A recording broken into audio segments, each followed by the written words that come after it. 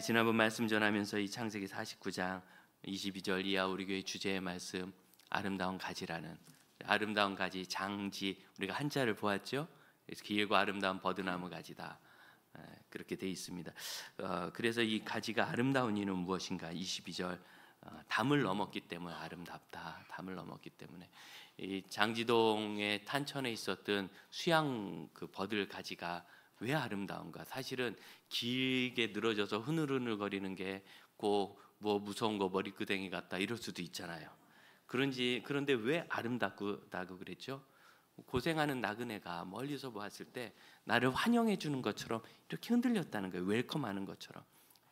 최근 미국에서는 교회가 사회를 위해서 하는 모든 사역을 환대라는 주제로 정리하기 시작했어요. 환대. 그러니까 오는 손님 잘 맞이하는 거 이런 게 아니라 제가 우리 선교위원장님께 선교위원장 꼭 교회 선교사님이 누가 방문하시나 딱 찾으셨다가 예배 끝나면 교제하고 차도 드리고 식사도 하실 수 있게 하고 해야 됩니다. 그랬더니 오늘 입구에서 딱 기다리셨다가 저 이렇게 주셨어요. 이것도 환대인데 요즘 얘기하는 환대는 이런 수동적인 손님이 오시면 맞이하는 것이 아니라 우리 교회가 이 사회가 얼마나 지금 어려워요. 고통당하고 오늘 장로님 기도하셨듯이 이렇게 갈등이 많은 그런 속에서 이런 모든 것들을 화해하고 치유해 나가는 적극적인 아울리치죠. 아울리치. 그럼 이걸 환대로 정리하면서 환대의 신학을 잘 정리하고 있어요. 그래서 우리도 앞으로 이 환대에 관한 철학을 잘 공부하고 우리 교회의 그 존재 목적, 지역에 있어 이 존재 목적 이렇게 생각하시면 돼요. 어느 날 장지교회가 이사 갔다. 누가 아쉬워할까? 그런 교회가 있었어? 혹시 이렇게 되지는 않는가? 그러면 이거는 말 아래에 있는 등불과 같은 거예요. 이러면 집안에 있던 불 하나밖에 없는데 그거 꺼지면 모를 사람이 어디 있습니까? 온 식구들이 불 꺼졌다고 난리하죠. 그런데 왜 지역에 교회가 사라졌는데 아무도 모른답니까? 이것은 교회가 가지고 있는 본인의 본연의 그런 사명을 잊고 자꾸 인리치 내부적으로 자기들을 잘 세우고 만들어 가는데 이렇게 몰입하다 보니까 정작은 왜 여기 존재하는지를 생각하지 못했기 때문입니다. 너무 중요한 거고 그래서 이 긴 버드나무 가지가 아름다운 것은 이렇게 위로하고 환영했기 때문에 아름다운 것처럼 우리 아름다운 가지 장지교회 그래서 이게 뭐 프리티나 뷰티풀 브랜치가 아니라 굿 브랜치라고 오래전에 영어권에 있는 그 영어 원어를 쓰시는 선교사님 한 분이 이 굿과 브랜치를 이렇게 붙인 이러한 단어의 조합은 본인 처음 봤대요. 굿 브랜치 이름을 누가 정했냐 그래서 왜요 그랬더니 너무 잘 정했대요.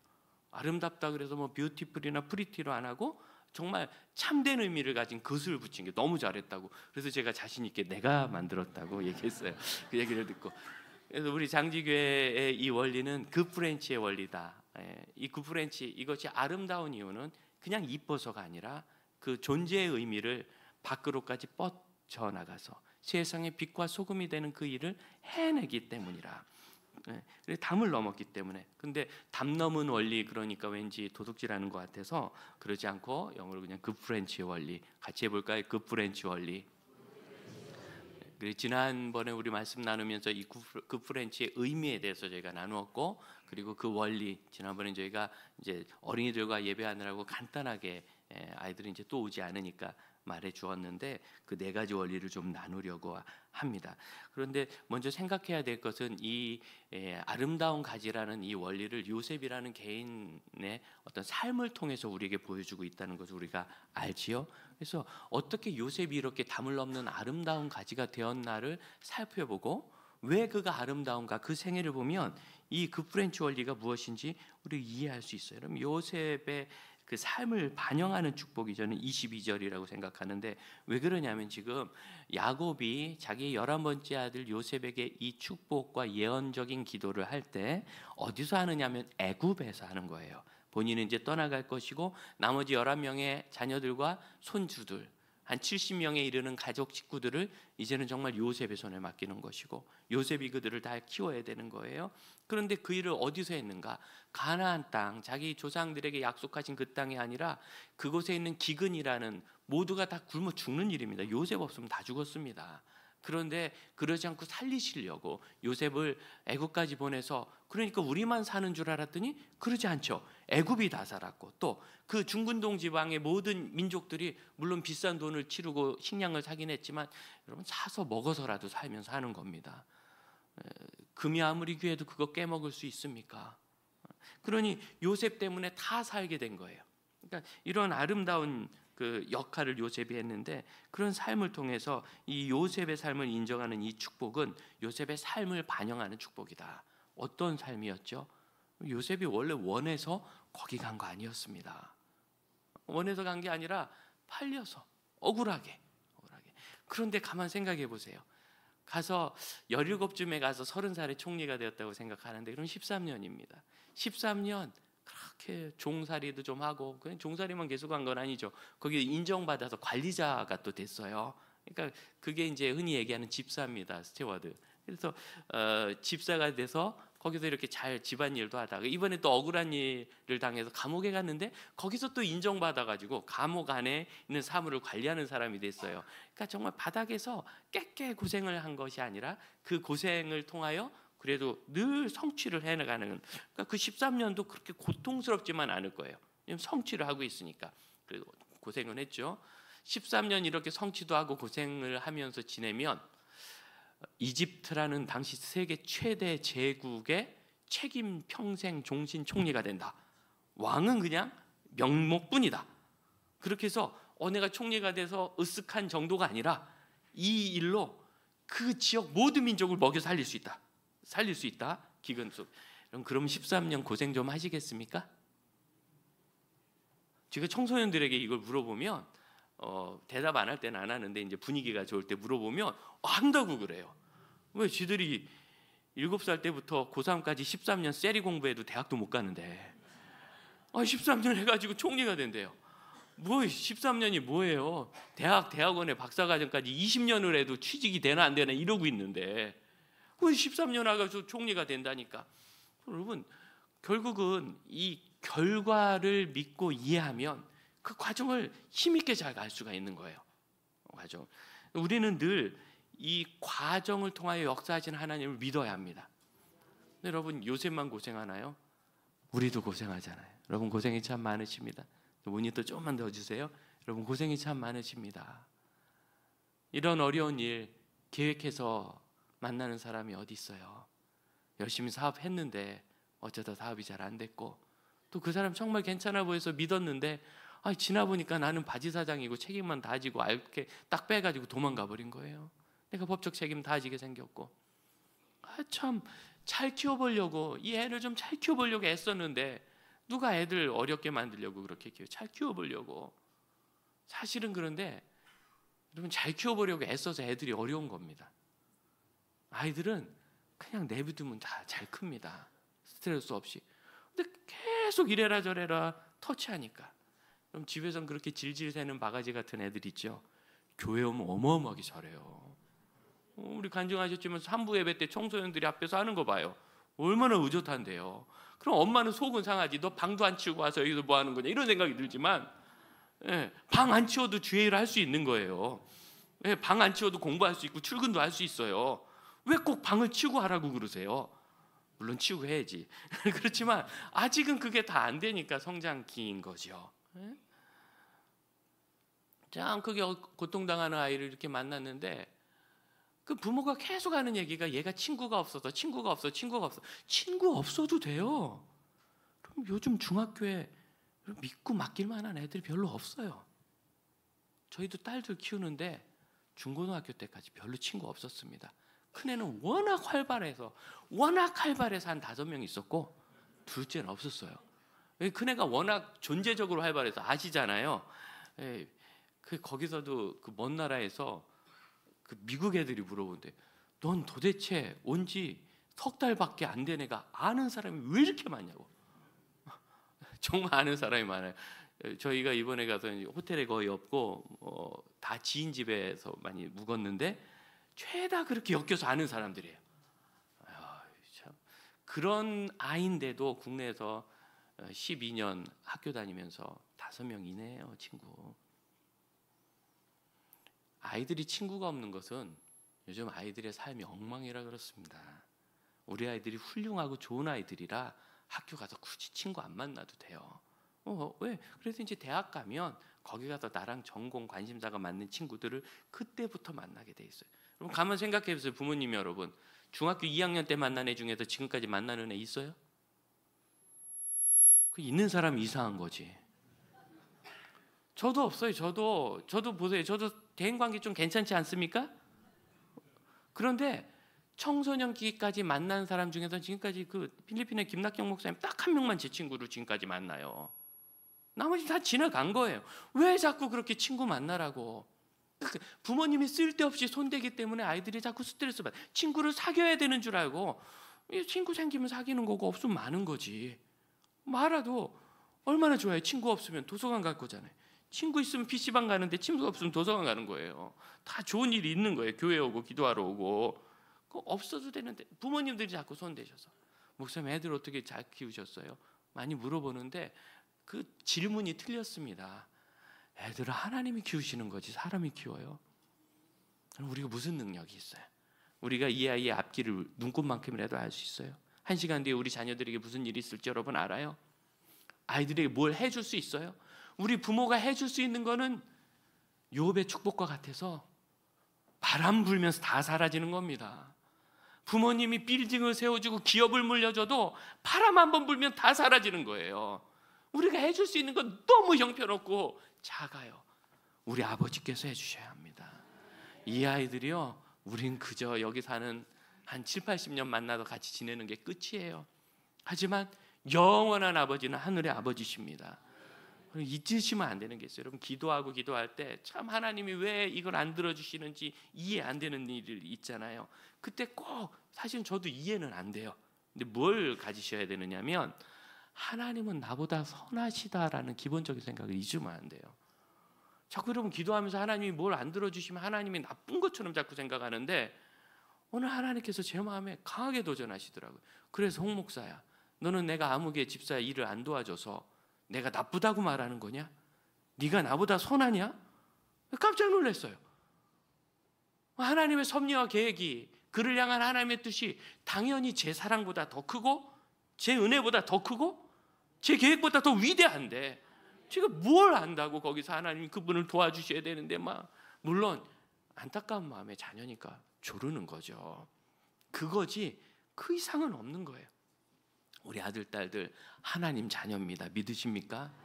손 딱 대고 하나님께 맡기시면 하나님께서 그 아이를 통하여 놀라운 일을 하십니다.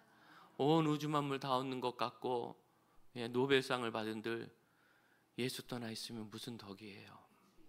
그럼 어떻게 우리가 웃을 수 있습니까? 하나님께 맡기면 그 제일 중요하다는 예수 떠나는 일이 없습니다. 근데 자꾸 부모님이 붙잡고 이렇게 저렇게 만들려고 그렇게 하셔서 아이들이 부모와 관계 깨지고, 부모와 관계 깨지면 어떻게 이 아이가 하나님을 만나요? 성경의 원리는 믿는 가정의 아이들은 부모를 통하여 하나님 만나게 돼 있어요.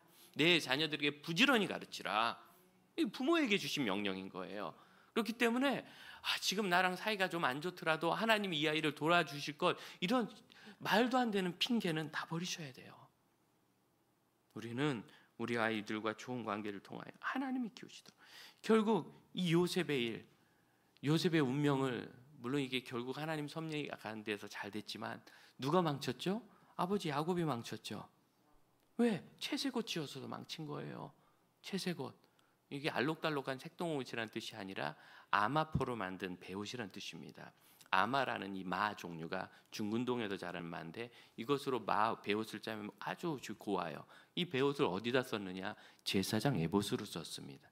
그래서 그 집안 형제들 중에 아마로 만든 이 고운 배옷을 입은 사람은 이 사람이 그 형제들 중에 후계자다 그런 뜻. 위로 형이 10분이나 있는데 11번째한테 그 색동옷을 입힌 거예요. 채색옷을. 그러니 이 형들이 요셉을 편히 볼 수 있겠습니까? 그리고 그러면 안 되는데 자꾸 요셉을 통해서 형들이 한 잘못을 들어요. 그리고 그걸 가지고 야단을 치니까 형들이 요셉을 편히 대할 수가 없었더라. 성경이 이렇게 적어요. 그 어떻게 편히 대하겠어요? 여러분 10명인데 생각해보세요. 형제 10명, 남자 10명. 애들은 사고 무진치게 돼 있어요. 남자 10명. 얼마나 사고치겠어요. 둘도 지금 막 집을 난리치는데 10명에 10명. 그것도 집 안에 있지도 않잖아요.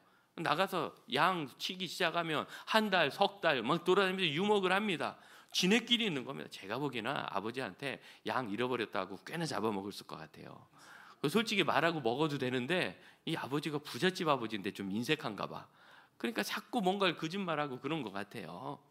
애들끼리 그러면 그냥 눈 감고 넘어가고 하나님께 맡기고 하나님이 키워주시리라 하고 그 부모로서는 정직한 본만 보이면 되는 건데 그걸 자꾸 요셉한테 듣고 10명을 야단치니 이 10명이 여러분 어떻게 요셉을 편하게 보겠어요? 그러니까 성경이 형들이 못됐다라고 얘기하는 게 아니라 자신들의 잘못을 자꾸 아버지께 고하니까 형들이 요셉을 편히 볼 수가 없었다. 당연한 거 아니겠어요? 결국 누가 망쳤어요? 요셉을. 야곱이 망친 거예요. 그냥 놔뒀으면 하나님의 섭리가 꼭 팔려가야 애굽 총리가 되느냐? 여러분, 우리 하나님이 그런 분 아니세요. 네가 애굽 총리 되려면 꼭 팔려가야 된다? 아니요. 안 팔려가고도 될 수 있는 길이 있어요. 하나님이 하시면. 믿습니까? 꼭 그 불행을 겪어야 되는 건 아니에요. 하나님이 하신 일은 사람의 관계가 만든 불행을 선으로 바꾸신 일을 하신 거지 그 불행이 꼭 필요한 건 아니에요. 가룟 유다가 예수님을 배반하여 예수님 십자가 지시는 거 아닙니다. 네가 그런 나쁜 짓 안 해도 예수님 우리를 구원하십니다. 오해하면 안 돼요. 결국 쓸데없는 아버지의 개입으로 요셉은 어려움을 겪었지만 그 모든 어려움을 이긴 거예요. 우리가 이런 어려움을 겪을 때 이 어려움이 하나님의 선한 일을 이룰 수 있다는 걸 믿으시기 바랍니다. 신약성경 250면을 펴보십시오. 로마서 8장 28절입니다. 성경을 꼭 가지고 오시고 스마트폰을 켜셔도 좋습니다. 옆 사람과 같이 보셔도 되고 성경에서 직접 읽으시는 것이 좋습니다. 로마서 8장 28절 우리가 잘 아는 겁니다. 우리가 알거니와 하나님을 사랑하는 자 곧 그의 뜻대로 부르심을 입은 자들에게는 모든 것이 합력하여 선을 이루느니라. 신약 250면 29절 함께 읽습니다. 하나님이 미리 하신 자들을 또한 그 아들의 형상을 본받게 하기 위하여 미리 정하셨으니 이는 그로 많은 형제 중에서 맏아들이 되게 하려 하시오. 뭐가 되게 하려 하심이라? 맏아들이. 이런 맏아들은 태어나면 맏아들인 건데 이런 그런 의미가 아니죠. 둘째든 셋째든 어디서 방황하다 돌아왔든 그가 맏아들이 되도록 어떻게 모든 일을 합력하여 선을 이루게 하는 거예요. 결국 이 집안을 먹여 살린 맏아들 역할을 요셉이 하지요. 하나님은 우리의 모든 어려움과 불행을 다 극복하게 하셔서 맏아들의 역할을 하게 하시려고 선을 이루시는 겁니다. 그래서 우리가 아름다운 가지가 된다는 것은 하나님이 이루시는 선의 현현이 되는 거예요. 하나님이 이루실 선이 있는데 그걸 현실 속에서 이루고 싶으세요. 누구를 통하여? 저 여러분의 삶을 통하여, 하나님의 자녀들을 통하여. 그 네 가지 원리가 있는데 첫 번째는 섭리의 우연성이라 그랬습니다. 하나님이 하시는 이 섭리는 마치 우연과 같아요. 요셉이 팔려간 거 굉장히 우연 같은 거예요. 요셉이 아버지가 물어보니까 그 얘기를 했고 그래서 미움받았고 꿈을 또 꿔가지고 그 꿈 얘기를 해서 또 미움받고 채색 옷을 입어서 또 미움을 받고 그리고 나서 이번에 아버지가 형들이 좀 잘하고 있나 보고 와라. 그러니까 아버지가 다 시켰다는 거죠. 갔는데 하필이면 이 형들이 무슨 충성이 생겼는지 집으로부터 3일길이나 떨어져 있는 도단까지 갔어요. 그럼 도단은 그들이 머물러 있던 그 세겜 지역에서 아주 북쪽이라서 국경을 넘어간 수준이에요. 나라로 얘기하면 그 땅 자체가 남한의 5분의 1밖에 안 되는 작은 땅이긴 하지만 그래도 세겜에서 도단까지 가려면 한 3일 걸립니다. 한 3일쯤 멀리 가 있으니까 이 동생을 죽이거나 팔아먹을 그런 고약한 일도 생각하는 거예요. 집 근처에 있어 봤어요. 그런 짓 할 수 있겠어요? 집 근처라면 한 3일쯤 가니까 그럼 여러분 이 모든 것이 우연인가요? 근데 꼭 우연처럼 생각했죠. 하필이면 아빠가 그랬고 하필이면 시켰고 하필이면 갔는데 하필이면 도단이 있고 그리고 나서 이 루벤 장자는 그래도 형이라 책임이 있으니까 마지가 이 요셉을 다시 아버지께 돌려줘야지. 그리고 또 죽이자는 걸 그냥 마른 우물에다 가둬두었는데 하필이면 그때 루벤이 잠깐 자리를 떴어요. 어디를 갔나. 그런데 하필이면 그때 애굽 대상이 지나갔어요. 다 우연이죠. 여러분 이 중에 하나라도 없으면 요셉이 못 팔려가는 겁니다. 하나라도 없으면 정확하게. 그래서 이것은 우연이지만 우연이 아닌 그 이면에서 일하시는 하나님의 손이 있는 섭리인 거죠. 그래서 이 섭리의 우연성이란 것은 하나님께서 틀림없이 일하시는데 마치 우리에겐 그냥 우연히 있는 것처럼 거기에 하나님의 손이 나타나서 뭐 요셉을 가뒀다거나 요셉을 팔아 넘겼다거나 하나님의 손이 나타나서 요셉을 데려다가 애굽 시위대장 보디발 집으로 데려갔다거나 이런 게 하나도 없어요. 그냥 사람들끼리 먹고 살면서 사고 팔면서 사랑하고 미워하면서 발생한 일인데 그 속에서 하나님의 역사가 일어나죠. 이 섭리의 우연성은 어떻게 우리의 삶에 이루어지느냐면 최선을 다해서 지금 이루어진 길을 따라가는 것을 통해서 이루어지는 거예요. 요셉의 삶은요, 총리가 되지 않아도요 이미 아름다워요. 종으로 팔려갔는데 그가 거기서 열심히 일했답니다. 그래서 주인의 눈에 들었답니다. 사업하시는 여러분, 열심히 일하는 직원 좀 만나고 싶죠? 진짜 그렇게 요셉처럼 성실하고 열심히 일하면 모든 거 다 맡길 수 있죠? 그렇죠? 그거 자체로 아름다운 거예요. 성경은 뭐라고 얘기합니까? 너희 상전에게 할 때 눈가림으로 하지 말고 육신의 관계, 계약 관계로 하지 말고 죽게 하듯 하라. 여러분, 이게 성경의 가르침이에요. 세상은 뭐라고 그래요? 돈 받는 만큼 해, 월급 받는 만큼 해, 계약한 만큼 해. 하나님께서 모세에 대해서 이 사람 모세는 나와 내 온 집에 충성됐다 라고 말씀하셨을 때 저는 목사로서 가슴이 찢어지게 아팠습니다. 나는 목사인데 정말 하나님과 하나님의 온 집에 충성되었는가? 왜 하나님을 섬기듯이, 여러분 여기 지금 죽게 하듯 하라, 예수님이 여기 계시다 생각해봐요. 어떻게 하시겠어요? 근데 여러분 그걸 회사 가서 하시라는 거예요. 집안에서 하시라는 거예요. 우리 학생들이 학교를 잘 못 다니고 방황하는 이유는 친구가 없고 왕따 당해서가 아닙니다. 제가 큰애한테 라이센스를 얻어서 간증하는 건데 저희 큰애 인생에 3번은 정말 심각한 왕따를 당하고 마지막 한 땅은 너무너무 심해서 결국 그 결과로 입원까지 했어요. 얼마나 심했는지 아시죠? 그렇지만 학교 다 다녔어요. 무슨 특목고 이런 데 다닌 게 아니라 동네 여기 신생학교 만드지 몇 년 되지도 않은 거 거기 다녀서 졸업하고 괜찮다는 학교 가서 여기서 대학 마치고 미국 대학원을 언어 과정도 없이 바로 들어갔어요. 고생은 물론했죠. 고생은. 그렇지만 가서 졸업을 하게 된 게 어딥니까? 누가 했다고요? 하나님이 키우신 거예요. 하나님이. 여러분 왜 이렇게 믿음이 없어요? 여러분 너무너무 믿음이 없어요. 학교에 다니든 직장에서 일을 하든 하나님을 섬기듯이 하셔야 합니다. 그런 사람은 그 사람 자체가 너무 아름다워서 존경심이 우러나요. 물론 그걸 이용해 먹는 나쁜 고용주도 있을 수 있고 그걸 옆에서 시샘하며 왜 너만 잘 보이려고 그러느냐 그런 동료들이 있을지 모르지만 우리 인생의 중심의 진실함은 그 진실함은 어마어마한 힘이 있어서 시간이 갈수록 오해는 벗어지고 진실은 남게 돼 있습니다. 제일 중요한 거 내가 알고 우리 하나님이 아세요. 그럼 됐잖아요. 그러면 요셉은 그것이 하나님의 섭리인 줄 알았는지 말았는지 몰라요. 성경에 안 나오니까. 그러나 여러분 그것이 하나님의 섭리로 내 삶을 바꾸려면 주어진 모든 순간에 최선을 다해야 합니다. 성공했을 때뿐만 아니라 실패했을 때라도 최선을 다해야 합니다. 우리가 이 섭리의 우연성을 볼 수 있는 말씀이 룻기 2장 3절에 있어요. 한번 찾아보시겠어요? 구약 403면에 있습니다. 구약 403면 룻기 2장 3절. 룻은 유대인이 될 수 없는 이방인 모압 여인이었습니다. 그런데 엘리멜렉이라는 사람이 2 아들과 아내를 데리고 모압 지역에 갔다가 2 며느리를 얻고 자기도 죽고 2 아들도 죽어서 이 집안에 3 여인만 남았습니다.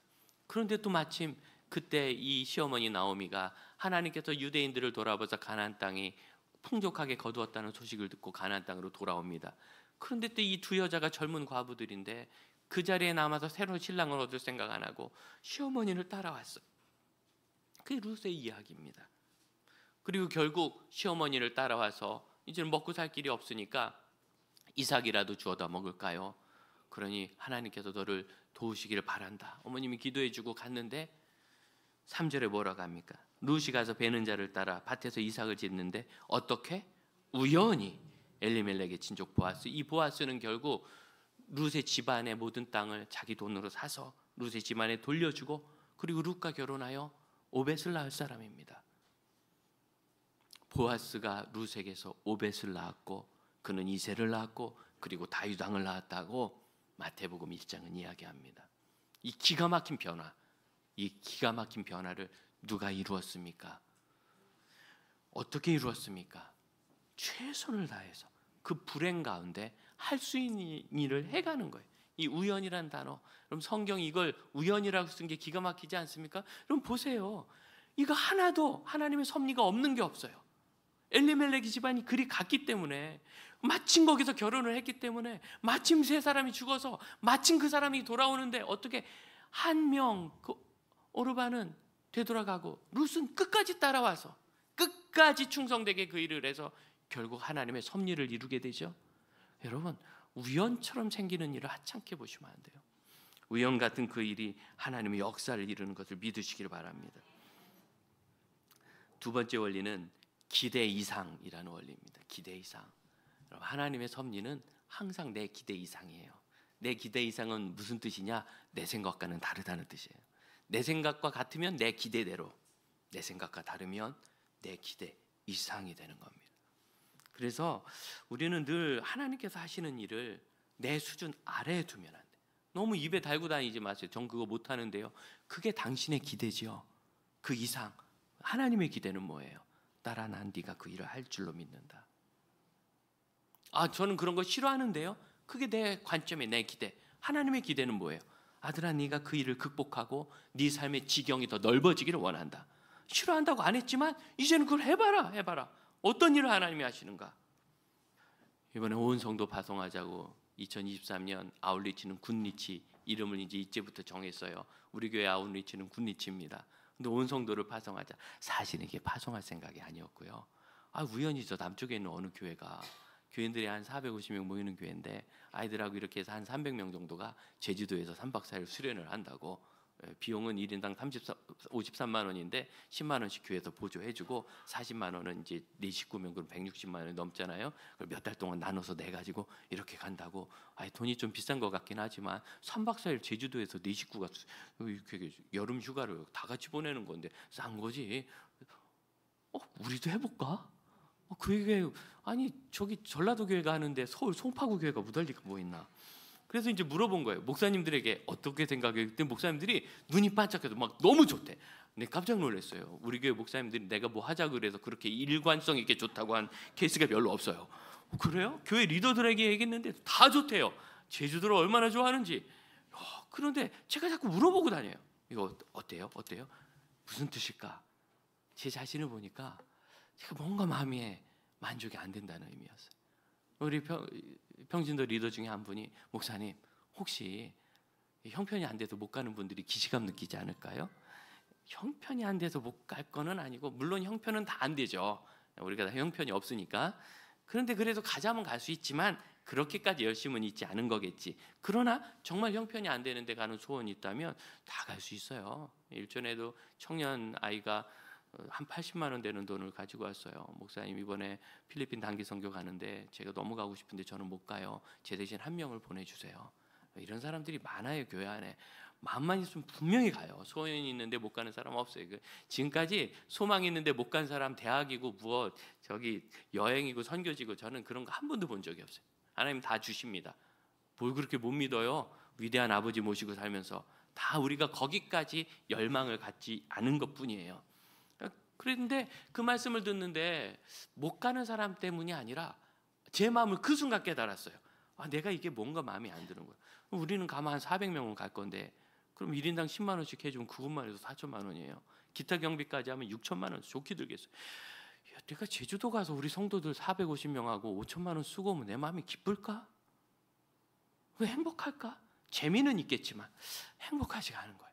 그런데 우리가 그동안 사역하면서 우리 청년들 수련회 보내도 몇백만 원이고요. 단기선교팀 어디 보내도 몇백만 원이 1,000만 원 이상 써본 적이 없어요. 사역하는데. 작년 말에 우리가 이렇게 저렇게 하고 음악회에서 여러분들이 더 헌금하셔서 800만 원 보내자 했다가 1,000만 원 보낸 거 그게 단일로는 제일 많아요. 집 리모델링하고 그런 땐 큰 재정을 썼지만 5천만 원 써서 차라리 온 성도들이 나가서 아울리치 하면 이게 더 하나님 사랑하시는 일 아니겠는가? 그래서 목회자들에게 얘기했더니 다들 찬성을 하지 않아. 그래서 이게 하나님 뜻인 줄 알았어요. 왜? 반대한 건 아니에요. 하지만 찬성 못 하더라고. 여러분, 하나님의 인도하심은 우리에게 부담스럽게 돼 있습니다. 내가 좋고 내가 편하고 내가 하고 싶은 거, 그런 걸 뭘 인도해요? 쥐가 할 건데 어차피. 하나님의 뜻인데 부담스럽고 이게 될까 싶고 아슬아슬하고.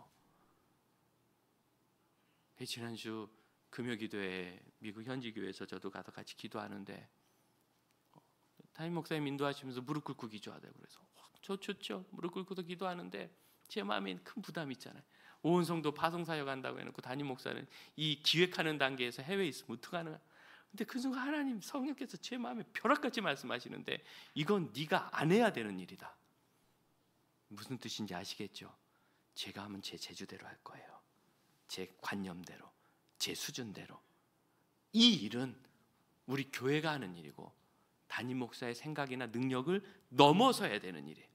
이상이 되어야 돼요.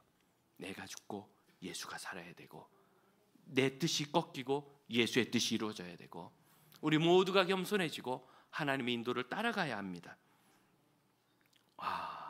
너무너무 감사했어요. 여러분, 이렇게 시작된 겁니다. 하나님의 섭리는 우리의 불편함을 통해서 옵니다. 그러나 늘 기대 이상입니다. 세 번째 원리는 넘친다는 거예요. 담을 왜 넘어갔어요? 다만이 싫어서가 아니에요. 넘어간 거예요. 넘치는 충만함. 그래서 요셉이 받은 복이 무엇입니까? 25절인데 하나님께서 너를 도우시고 전능자로 말미암아 그가 내게 복을 주실 것인데 위로 하늘의 복과 아래로 깊은 샘의 복과 젖먹이는 복과 태의 복이다. 여러분, 태가 뭐죠? 어머니 모태죠. 태는 왜 있을까요? 아기를 낳으려고 있는 거예요. 태가 좋으려고 있는 게 아니라 아기를 낳아야 돼요. 여인에게 젖이 왜 돕니까? 먹이려고 있는 거예요. 내 젖은 젖이 잘 나요 이게 아니라 먹여야 그 젖인 거예요. 샘은 왜 나지요?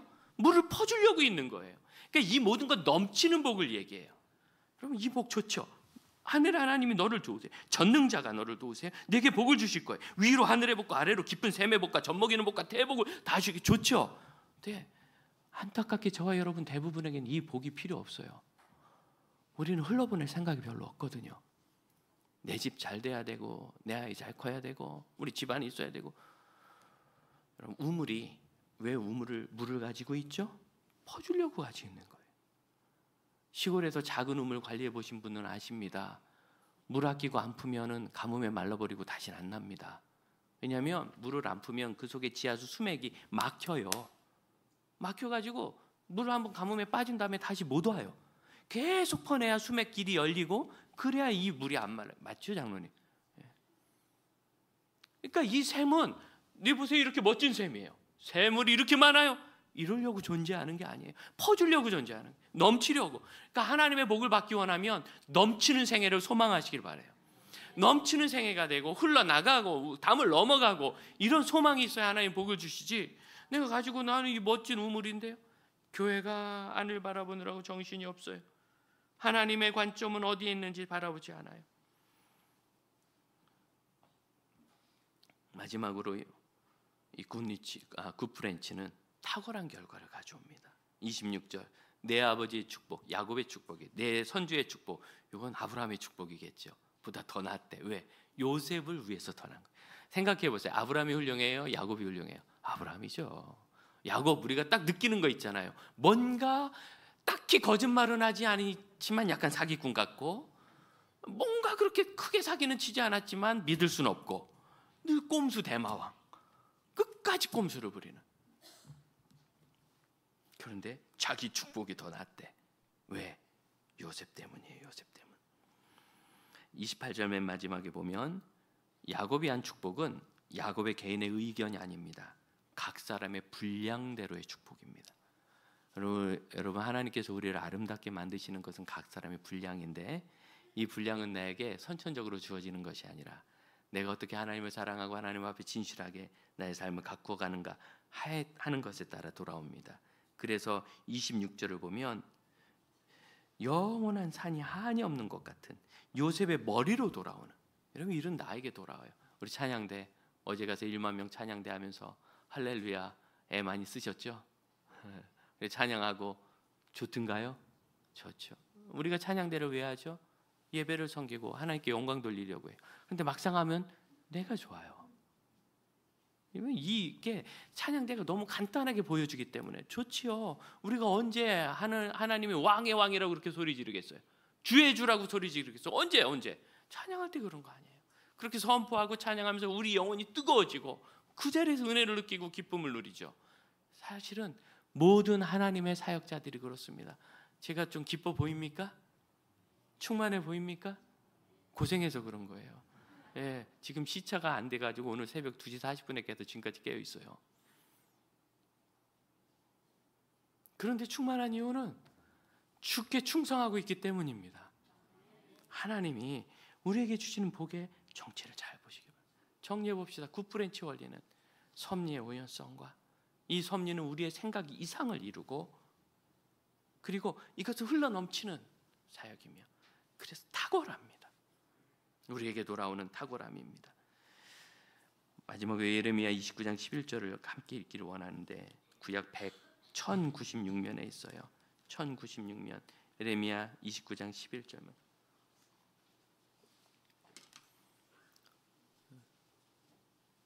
해외에 있는 동안 지인 집에 주로 거했는데 그게 손님 방에 벽에 29장 11절 13절이 기록되어 있는데 그걸 영어 단어를 잘 끊어가지고 액자 작품을 만든 게 있더라고요. 너무 감동받았어요. 그렇구나. 29장 11절 여호와의 말씀이라 너희를 향한 나의 생각을 내가 아나니. 하나님이 우리를 향해 가지고 계신 생각을 하나님이 아신대요. 어떤 생각이냐? 평안이요 재앙이 아니냐. 믿으십니까? 자꾸 대통령을 재앙 부르지 마세요. 재앙이 아니고 평안이어야 합니다. 이 말이라도 여러분 평안이요 재앙이 아닙니다. 우리에게 있는 많은 불행, 어려움 여러분 그 재앙이 아니라 하나님 우리에게 평안을 주기 원하십니다. 미래와 희망을 주시는 겁니다. 굿브랜치의 원리는 하나님께서 우리에게 선한 일을 주시는 거예요. 그래서 12절 부르짖으라 기도하면 너희의 기도를 들을 것이다. 나를 찾으라 13절 그럼 내가 만날 것이다. 여러분 이게 우리 하나님의 계획이에요. 이 섭리를 따라 아름다운 하나님 이루시는 사명 있는 삶이 되시기를 축복합니다. 이제 함께 기도합시다. 우리 하나님 앞에 구하며 기도할 때 주님 선한 열매를 이루시옵소서. 오늘 시간이 좀 길어졌는데 선한 열매를 이루시고 하나님 기뻐하시는 영광을 저희를 통해 이루시며 저는 연약하지만 하나님께서 이 땅을 위해 가지고 계신 이 아름다운 이 섭리 그러면 그것이 내 머리로 돌아와요. 당연하지 않겠어요 여러분? 요셉 때문에 이집트와 중근동이 다 살았지만 누가 제일 위대하죠? 요셉입니다. 이 간단한 원리 우리가 알지 못해서 자꾸 나만 돌아보다 보니까 그냥 그 안에서 골마서 메마른 우물처럼 돼버리는 거예요. 퍼야 됩니다. 흘러야 됩니다. 넘쳐야 됩니다. 내 생각을 넘어야 됩니다. 내 생각과 다를 때 아멘 해야 합니다. 아멘. 우리 함께 하나님 앞에 기도합시다. 주여 저희와 저희 가족 하나님 우리 자녀들 사용하시고 우리 교회를 사용하옵소서. 한국교회를 사용하옵소서. 우리 선교지를 사용하옵소서. 기도하겠습니다. 하나님께서 하실 그 일을 저희가 기대합니다. 하나님께서 하시는 아름다운 일들을 기대합니다. 저를 위하여 하나님 선한 계획을 가지고 계시고 섭리를 가지고 계시니 주님께서 기뻐하시는 그 섭리를 하나님의 뜻 안에 이루어내게 하여 주시옵소서. 언제든지 저의 생각보다 위대하게 역사하시는 주님을 만나게 하여 주시고 하나님의 영광을 보게 하여 주시옵소서. 아버지의 나라가 이루어지시는 것이 저희 마음 안에 가득 있어서 이 땅 가운데 하나님이 하신 일을 늘 찾게 하시며 주님 거기서 우연처럼 일어나지만 하나님의 인도하시는 손길이 있는 것을 저희 생각을 넘어서는 위대한 하나님의 손길을 우리 자신에서 머물지 않고 흘러넘치게 하는 것을 그리고 무엇보다도 탁월하게 하셔서 우리에게 돌아오는 그 일을 저희가 누리게 하여 주옵소서. 누리게 하옵소서. 함께 찬양합시다. 주 안에 우린 하나 주 안에 우린 하나 모습은 달라도 예수님 한 분만 바라네. 사랑과 선행으로 서로를 격려해 따스함으로 보듬어 가리. 주님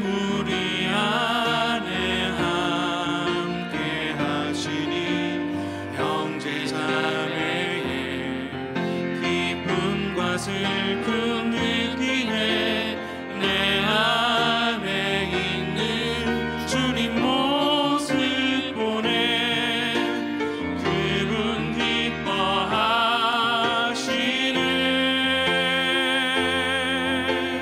우리 다 같이 자리에서 일어나겠습니다. 주님 우리를 통해 계획하시니 부족한 입술로 찬양하게 하시니. 주님 우리를 통해 계획하시니 너를 통해 하시니 기대해. 하나님 언제든지 이 땅에 하나님이 하실 일을 기대함으로 저희 마음이 뛰게 하여 주시고, 가장 외로운 그때 요셉이 팔려가는 것을 기억하게 하시며, 그 속에서도 하나님의 손의 손길이 끊어지지 않음을 알고 하나님의 계획은 멸망, 절망, 불행이 아니요 평안인 것을 잊지 말게 하옵소서. 그 신뢰가 저의 삶에 끊이지 않아서 한 걸음 한 걸음 주께 나가 주 앞에 부르짖을 때 응답받고 주를 찾을 때 만나는 믿음의 형제자매들 되게 하옵소서. 그것이 우리가 아울리치 않은 삶의 모든 현장, 담을 넘어가는 굿프렌치의 현장이 되게 하여 주옵소서. 지금은 우리 주 예수 그리스도의 은혜와 하나님의 크신 사랑과 성령의 역사하심이 하나님을 섬기며 예수 그리스도를 닮아 생수의 강으로 이 땅의 아름다운 나무가 되는 형제 자매들에게 이제로부터 영원토록 함께 하실지어다. 아멘.